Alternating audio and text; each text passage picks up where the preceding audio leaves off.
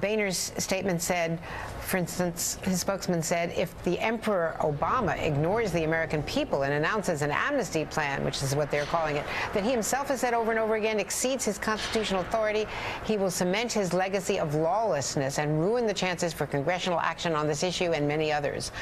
Now, I don't know how you break this down. Obviously, it's not amnesty, but Emperor Obama, they're obviously fighting words.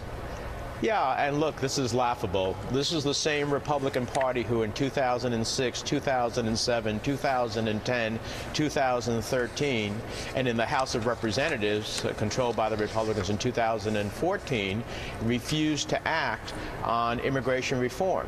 So they have an antidote to their concern about executive action. It's called passing legislation. It's called offering votes on their own form of immigration reform, even if it's different than the overwhelmingly bipartisan Senate bill. But they failed to do that. The only actions they've taken is to oppose immigration reform, which every analyst looks at, including the Congressional Budget Office, and said we would reduce the national debt by nearly $1 trillion over the first 20 years. We would grow 1.1 million jobs over the first 10 years. We would raise the incomes of all Americans and raise the GDP of the country. What do we ever do that raises GDP, creates jobs, lowers the deficit, and by the way, provides national security, because it had one of the most robust border protection elements that we have seen in any piece of legislation in quite some time. So it's their failure that is, in my mind, the core of why the president needs to act, because it's in the national interest and security of the United States for him to act. I'd rather know who is here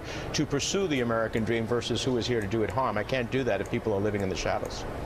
Thank you very much, Senator Menendez.